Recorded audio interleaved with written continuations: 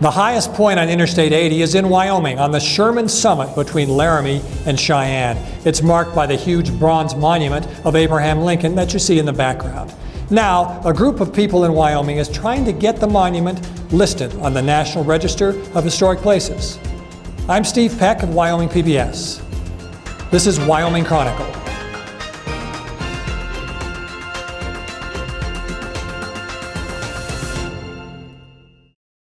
Programming on Wyoming PBS is brought to you in part by Wyoming Humanities, enhancing the Wyoming narrative to engage communities with grants and programs across Wyoming for more than 50 years.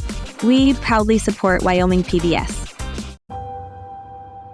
If you've driven Interstate 80 between Laramie and Cheyenne, then you've seen it, the towering Abraham Lincoln Monument. Standing on the mountaintop Sherman Summit rest area, the stone pedestal and bronze bust of the 16th U.S. president is situated dramatically at the highest point on the 2,900-mile coast-to-coast expanse of I-80. Completed in 1959, the 43-foot-tall monument's original home was a couple of miles away on the old Lincoln Highway. As the new interstate highway inched across southern Wyoming, it topped Sherman Summit in the summer of 1969, and the monument was moved. Careful placement in both location and angle ensures that Lincoln's penetrating gaze appears to make personal eye contact with every traveler who happens by. These days, there's new activity there, in addition to the estimated 250,000 annual visitors to the monument and adjacent visitor center. Historic preservation activists in both Laramie and Cheyenne are joining forces to win listing for the monument on the National Register of Historic Places. Adding a work of art to the Historic Places Register would be unusual, but not impossible. In February, a crowd gathered on a windy, wintry afternoon at the monument site to celebrate Lincoln's 216th birthday and to announce the plan to secure historic preservation for the statue. John Wagner, historian and instructor at the University of Wyoming, wrote a book about I-80 in the state, devoting significant pages to the notoriously poor winter traveling conditions in the southeast. He described how the current visitor center, including the relocation of the monument, came to be. Plans for a visitor center and the monument relocation began to take shape in the spring of 1968.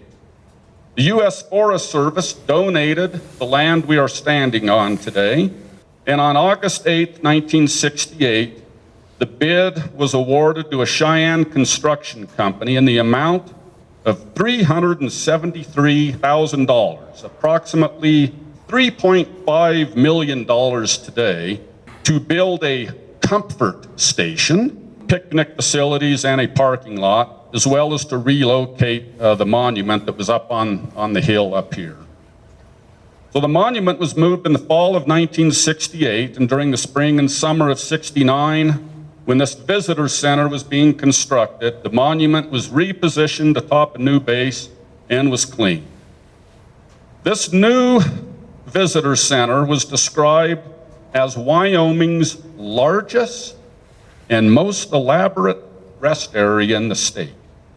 The center was officially opened at 1 p.m. on September 8, 1969.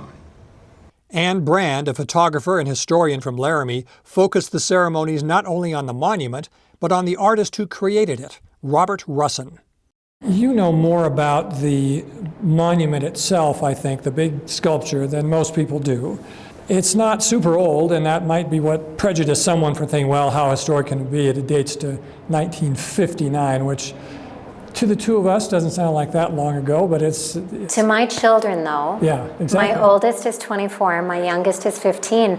That's archaic. 59 might as well be 1909. Yeah. So then it's getting older every day. It was created by a person who was not a Wyoming native, but became extremely well known in the world of art in a way that I doubt could happen again today.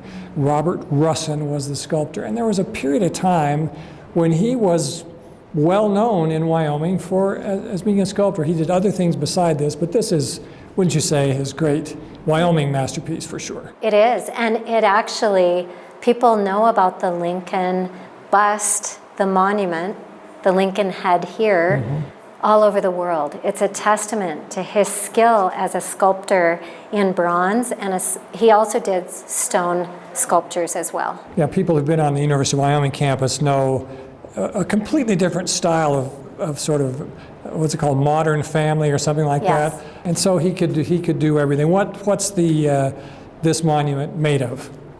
So this is bronze. It was cast in 30 separate pieces, and he had to do it in a stable environment, and so he had to do it in Mexico.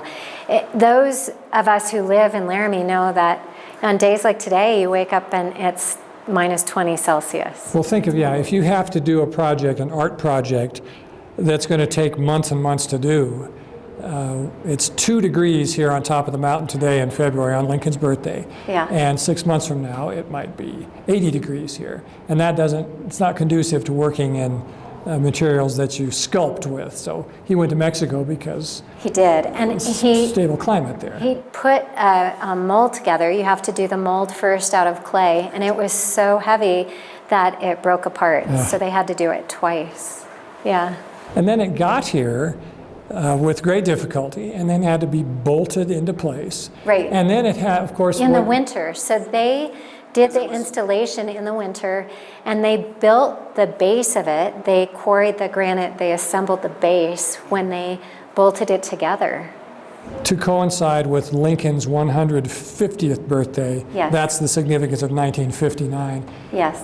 But adding to the colorful history of the thing, it wasn't where it is now. No, then. but it was right up the hill.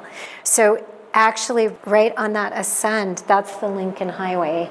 And it was right there. So when you're standing, because it's still level, so when you're standing there, you can look down on this. You can. It runs parallel.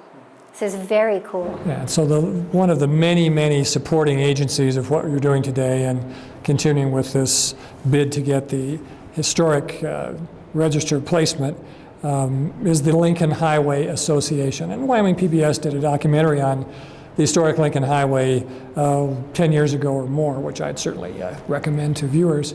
But the 150th anniversary of Lincoln's birth, that was the occasion of placing it there. But not long after that, the Lincoln Highway ceased to be because the interstate highway system came to be. And so 10 years later, it was moved here. So adding to the history of the difficulty of getting the thing made was they had to pick up and move it again. Was that a difficult thing to do? Of course, but it's a testament to how they realized how important it was. How many people started to notice it. It's a beacon, especially when you're dealing with a snowstorm. But on a nice day, it's a beacon. But, you know, I very often drive from Cheyenne to Laramie, and in that fog, in that night mist, when I wonder if I'm going to make it to Laramie. And you look and see, because it's lit at night. Yes, you're right there. And so you can see it so far off in the distance, glowing. And it's a beacon of hope. And anyone who drives by, what do you notice? He looks right at you. The bust, yeah. And his eyes are, I mean, it's just the part of the beauty of the placement of it. And the artist who sculpted it, Robert Russin, said he wanted it rugged and rough, and he wanted it contemplative, because he wanted the seriousness and the thought behind Lincoln when he was reflecting on the rent nation. He was trying to heal the country. He was trying to connect the East and West Coast. And so that really comes across when you see the face of Lincoln in that bust. In terms of the execution, material and this, as you say, this textured quality of his hair and the face and the... It fits its environment entirely. Right. Sherman Mountains are very rugged. And it's the highest point on Interstate 80. It's the highest point on the Lincoln. Almost 9,000 feet. I think but probably sitting in the visitor center, we are above 9,000 feet, I would say. And it's not far from a National Historic Landmark. That's the Ames Monument. Right. Now it's the Ames National Historic Landmark. And so you're seeing the Rocky Mountains. Behind it, you're seeing Sherman. You're seeing the texture of Wyoming. You knew and know members of the Russin family. The sculptor himself is no longer with us, but his son oldest is son. someone that you know personally and have spoken to. Yes, and The oldest son is Joe, and now I've reached out to Robin. And the youngest, the one born in Laramie, was named Lincoln. Lincoln. And Joe is a treasure trove of stories. Joe was in tow with Robert when they cast the bronze in Mexico, and they had to ship it on they shipped it on the railway, and they were worried. They had detectives following it all the way from Mexico to the train yard in Denver because they were afraid with all that bronze, how much that was worth, that it would get stolen. And the joke is, no, they couldn't even find it. It was kind of parked in the corner of the railroad yard, and nobody really knew where it was, so it took a couple days. You mentioned the worry about it because it was made of bronze, and it might be attractive to thieves because of the value, but you also know how much it actually cost to make the Joe told me that this morning. And it's a sort of, based on what I think people who follow this sort of thing know now, sort of an astoundingly small amount of money. What did it cost? $40,000. $40,000. Now, back in the day, my father's good at that kind of thing. Sure. I'm sure it was astronomical. Yeah.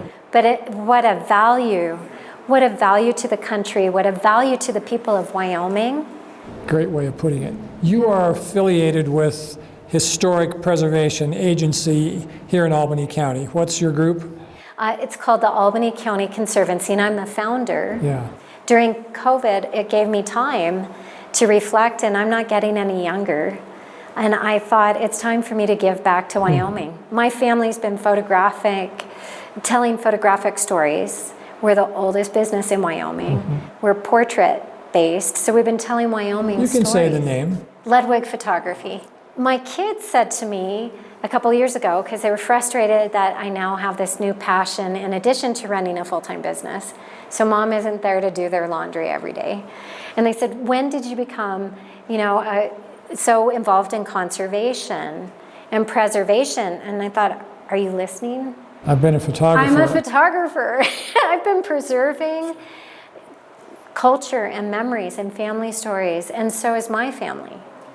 So I walk to work from my historic home, and I walk by the Russin family's house, and I see the studio. And my mother was a student of Robert I'm glad you Russin. mentioned that, yes. Yeah. In what capacity? He came to Wyoming to be an instructor at the university when he had a lot of other options available to him at that time, and he chose Wyoming. But his vision as he drove to that interview on the summit, he just immediately knew he wanted to do that bust of Lincoln, and if he got the job offer, he was going to be in Laramie.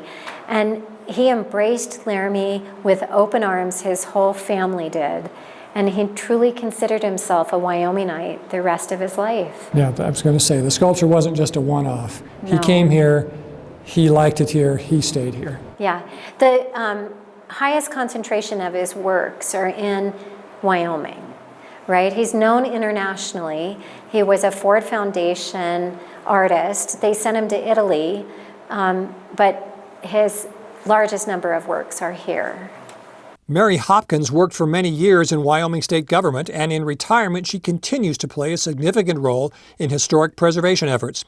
She's handling much of the legwork involved in nominating the Lincoln statue for placement on the National Register.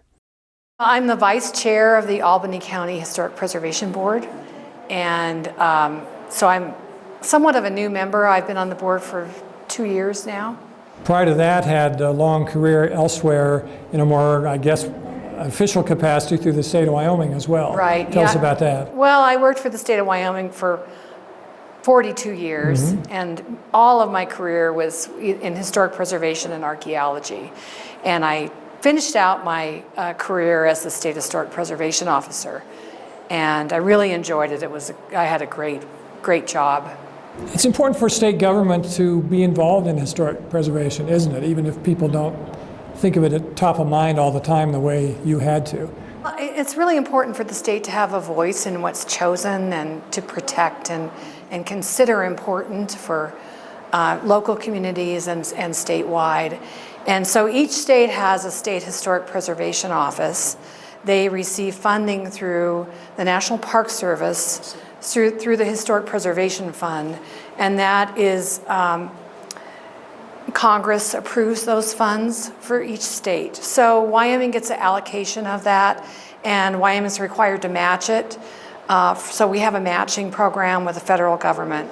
But it really allows the state to have that initial input on what the federal government is doing in the state in terms of any kind of effect to important resources. One of the reasons we're here today, in addition to being Lincoln's birthday, there's now an effort to get the monument itself a National Historic designation. What is your Albany County group's role in that? We try to listen to the public at the local level, and the Albany County Conservancy approached us about the monument, and would we consider taking on the job of nominating it to the National Register. And as a county board, we have the opportunity to apply for grant funding through the State Historic Preservation Office for this project. So that's what we did. The project of actually preparing the bid, so to speak, to get it listed. Yep. That's a complicated process, time-consuming and costs some money.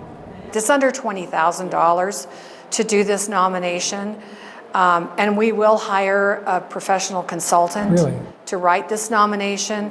It takes a while to prepare the form and the documentation. It has to be in the, it's a federal government process. It has to go into the Park Service in their format with their requirements. And this is an object.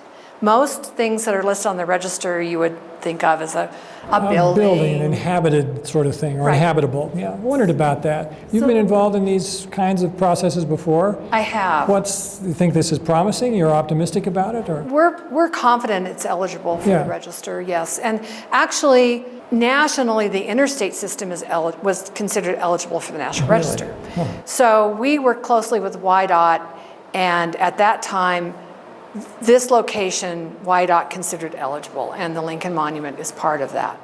So we're just continuing on the conversation that we already had about the interstate system, and recognizing Russin and his contribution to the state, we feel is very, very important. An important part of it. There's provenance, so to speak, as a piece of art as well.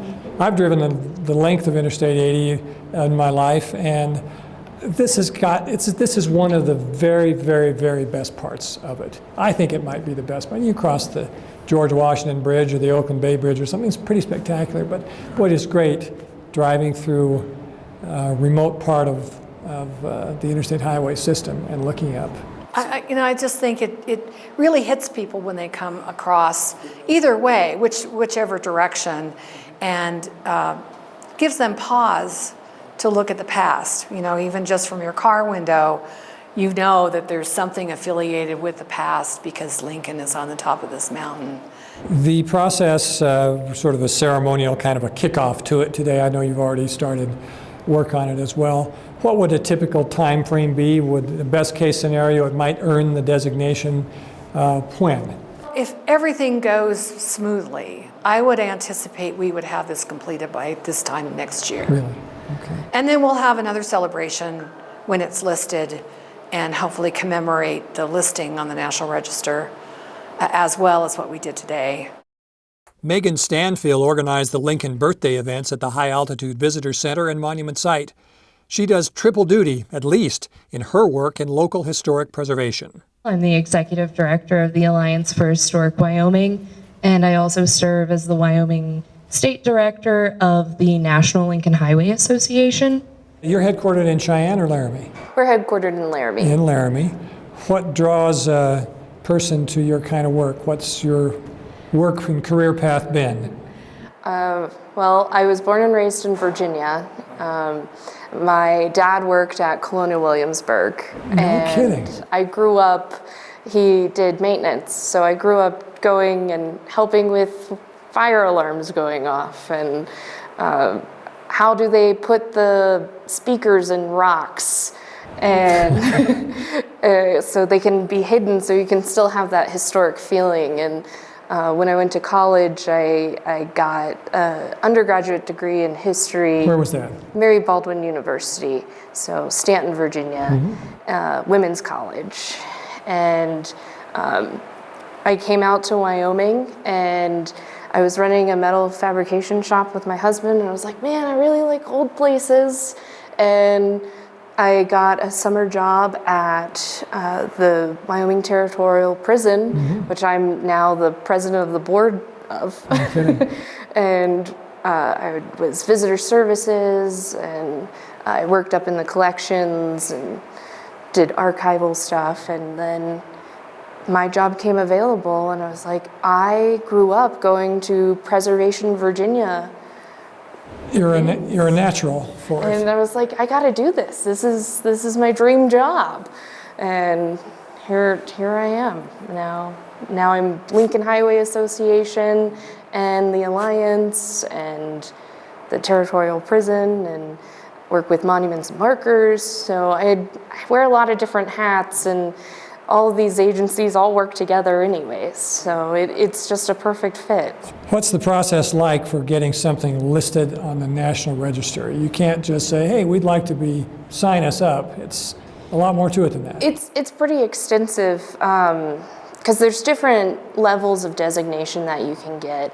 On the national level, the national is historic place. So buildings, single buildings, and then you can have a district, and then you can have a National Historic Landmark, then a national monument, and then a national park. So there's a lot of different layers to it. But for the National Register, you start off by getting eligibility. This is a picture of it, this is what it is, this is when it was built, a little bit of history behind it, and then SHPO says, yes, it's eligible, or no, it's not. When I hear an abbreviation used, SHPO. Yeah, the State Historic Preservation Office, so they say whether or not it's eligible for listing. It's pretty hefty. You have to meet one of the criterion. The Lincoln Monument's significant because of its association with the artist. Because he was a historic person himself. Yes. Okay. And it's also architecturally significant, like it's very unique. And so it has a lot of significance for both of those criterion. There's also social movements that it can be associated with, or archaeology. When you think about it, does its relative youth, it's been here, the monument itself is about 65 years old or a little older, but it's not 200 years old. Does that work against it necessarily, or? In the preservation community, a lot of people say if it's old, it might not be historic, and if it doesn't have to be old to be historic, you know? And I think the monument is, so 65 years for, I guess, general understanding, it's 50 years, over 50 years for significance. And they also want structures to not be moved, which this is a very unique situation where it was moved over 50 years ago, so it still retains that significance. But that's also an interesting piece of color related to the monument itself. Yeah, and I mean, it's massive. It's a huge undertaking to move something like that. Everywhere in Wyoming, you have buildings that have been moved, you have structures that have been moved, and it's kind of the Wyoming way to move what you need to be able to use it where it's usable. And sure, the affiliation with the monument with the old Lincoln Highway, and what we learned today was the Lincoln Highway was moved, rerouted again. Multiple times. Yeah. And so it shouldn't be disqualifying. I'm sure that's the argument that you're taking. Do you know of other monuments of similar listings that are kind of like this, or would this be one of the very few? I don't know of any in Wyoming, at least. I know other states, Colorado has some, but really it's pretty new having these designations of artworks. Lincoln must be one of the most memorialized, monumented figures in history. But boy, this has got to be one of the best of the Lincoln monuments, I would think. People have seen the Lincoln Memorial in Washington, which is a fantastic, somber thing, but this is quite an achievement. And that's what he was going for. He said, I want to do something that stands out here, and he pulled it off. Yeah, well, we have all of these monuments in Washington, D.C., and really the entire nation celebrates these people. And you have a monument on one of the most traveled highways in the country and people can experience that pride and that national heritage that they love, and it just connects the entire country. And not that there's anything wrong with going to see the monuments in the nation, but people don't have to make a special trip just to see it. No. They could be going anywhere almost, and there it is. And that brings me to another point that you made off camera, which was you hope to start a new kind of Lincoln's birthday tradition. What's the special commemoration you're hoping to get started here? Yeah, I want to celebrate Abraham Lincoln's birthday every year. It could be in this location. It could be at a building that's named after him all along the route, you know. The National Lincoln Highway Association, they do a wreath presentation at the Lincoln Memorial in DC, and that really sparked my interest. I was like, well, not everyone on the Lincoln Highway can get to DC in February, but they might be able to make it to Laramie. Happy birthday to you. Happy birthday, dear Abraham Lincoln. Happy birthday.